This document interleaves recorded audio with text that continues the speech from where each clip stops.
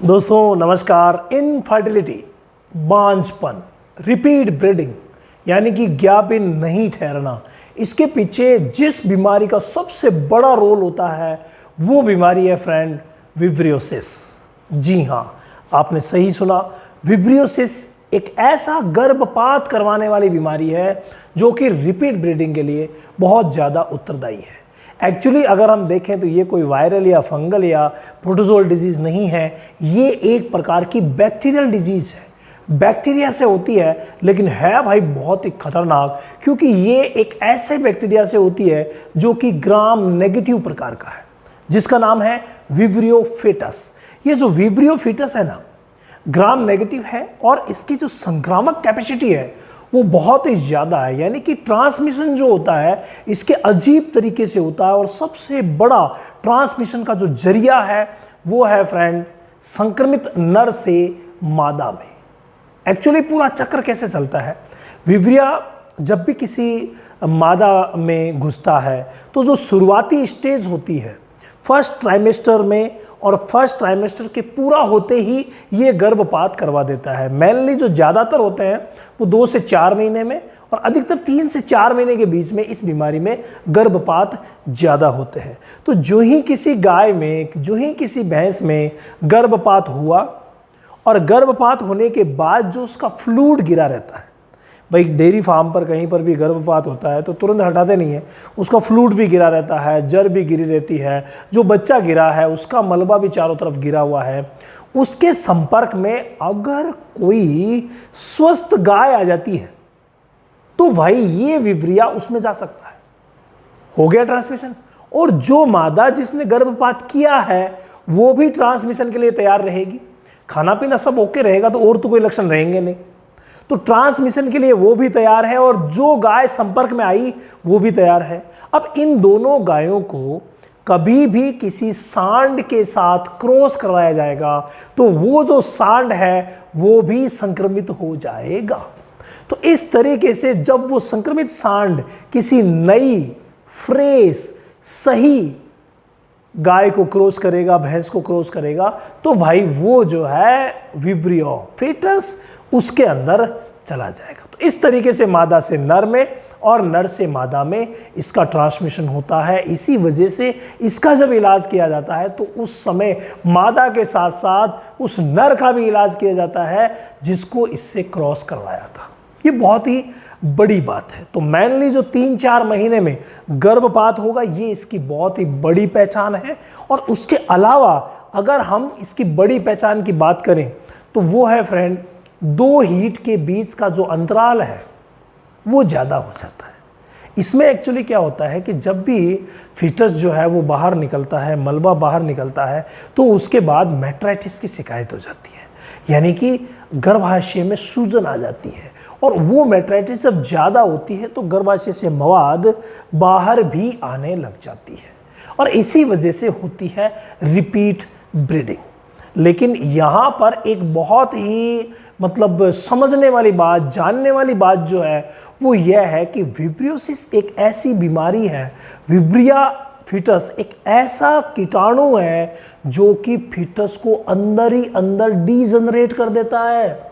Normal भाषा में अगर हम कहें तो अंदर ही अंदर गला देता है। तो भाई ऐसा संक्रामक गर्भपात जिसमें कि बच्चा डीजनरेट हो जाता है, मतलब जब आप 3 महीने की प्रेग्नेंट को किसी को देखोगे, 2 महीने की प्रेग्नेंट, मान लीजिए आपने 2 महीने की पीडी की, तो आपने कहा कि भाई ये प्रेग्नेंट है, और 3 या 3.5 महीने बाद वो कोई बच्चा नहीं गिराएगी, सिर्फ और सिर्फ फ्लूइड गिराएगी, बस सिर्फ फ्लूइड गिरेगा, और ऑनर बोलेगे आपने कहा था ज्ञापित है, जबकि ये तो ज्ञापित हुई नहीं। सिर्फ देखिए ये ऐसा मलबा गिरा है, मैंने गौर से देखा है कि बच्चा नहीं गिरा, मैंने दूसरे पशु चिकित्सक से चेक भी करवाया है, वो कह रहे हैं गारंटी है बच्चा अंदर नहीं है। तो भाई फिर बच्चा गया कहाँ? तो वहाँ पर एक बहुत ही बड़ा रीज़न रहता है, और वो रहता है विब्रियोसिस। जी हाँ, ये ऐसी एक अजीब बीमारी है जो कि जनन अंग को प्रभावित करती है, और प्रभावित करने के साथ साथ साधारण भाषा में यूँ कह लीजिए कि फीटस को गायब कर देती है। हालांकि गायब नहीं होकर के इसको हम डीजनरेशन कहते हैं, यानी वापस वो डीजनरेट हो जाता है, जैसे बना उसी तरीके से डीजनरेट होकर के मवाद का रूप ले लेता है और ये मवाद मैट्रिक्स के रूप में बाहर निकलती है। कई बार यहाँ पर पायोमेट्रा भी हो जाता है। पायोमेट्रा यानी कि अंदर मवाद का थैला भर जाना, इसके चांसेस ओनली 5% रहते हैं। 95% चांसेस जो है वो मैट्रिक्स के ही रहते हैं। इसके अलावा मैंने बात की शरीर पे प्रभाव की, तो भाई अगर शरीर पे प्रभाव की बात करें तो तापमान बिल्कुल इसमें सामान्य रहता है, यानी कि टेम्परेचर आप नोट करेंगे, आप सोचेंगे कि बैक्टीरियल डिजीज़ है और सामान्यतः यही देखा जाता है कि बैक्टीरियल डिजीज़ में तापमान बढ़ जाता है। तो आप बैक्टीरियल बीमारी को सोचते हुए तापमान की तरफ जाएंगे और तापमान देखेंगे तो नॉर्मल आएगा। इसीलिए ये बहुत ज़्यादा भ्रमित करने वाली बीमारी है। रिपीट ब्रीडिंग के लिए सबसे ज़्यादा उत्तरदायी क्यों है? क्योंकि इसका जब स्प्रेड होता है किसी भी फार्म पर, तो स्प्रेड इस तरीके से होता है कि बहुत सारी गायों को, बहुत सारी भैंसों को ये अपने आगोश में ले लेता है। और ज़्यादातर जो डेयरी फार्मर्स हैं जो भैंसा यूज़ करते हैं, कई जो है कईयों में चलन है कि अपनी गायों के लिए भैंसा यूज़ करते हैं, या कईयों में चलन है अपनी गायों के लिए सांड यूज़ करते हैं, भैंसों के लिए भैंसा यूज़ करते हैं। तो ये चलन है और अक्सर डेयरी फार्मर जिनके पास ज़्यादा गायें हैं वो इसको फॉलो भी करते हैं। तो बाय द वे उन ज़्यादा गायों में से एक को भी अगर विब्रियोसिस हुआ तो जितनी भी गायें हीट में आएगी उन सबको विब्रियोसिस हो जाएगा, क्योंकि उस नर से ये बीमारी फैल रही है। और सबसे बड़ी बात, उस नर में कोई सिम्टम नहीं आएगा, कोई भी सिम्टम नहीं आएगा और वो वाहक का काम करेगा। इसके अलावा जिस मादा को विब्रियोसिस हो रखा है, देखिए बहुत सारी ऐसी बीमारियां हैं जिनमें गर्भपात होता है और उनमें से संक्रामक गर्भपात की भी कई बीमारियां हैं, जैसे लेप्टोस्पाइरा हो गया और सबसे बड़ी ब्रूसेला हो गया। तो ब्रूसेलोसिस में जब इतने गर्भपात होते हैं, लेकिन ब्रूसेलोसिस के सिम्टम जो है वो पशु के शरीर पर भी दिखते हैं, लेकिन भाई विब्रियोसिस के जो सिम्टम है वो शरीर पर बिल्कुल भी नहीं दिखते हैं। इस वजह से सबसे ज़्यादा भ्रमित करने वाली बीमारी है और इसको अच्छी तरीके से समझ करके समय पे अगर इलाज कर दिया जाता है, देखिए इसके इलाज की भी कई स्टेप्स हैं, एक स्टेप में इसका ट्रीटमेंट नहीं होता, कई स्टेप है। नर के लिए अलग है, मादा के लिए अलग है, रिपीटर के लिए अलग है, सब चीज़ों के लिए विब्रियोसिस का डिफरेंट ट्रीटमेंट होता है।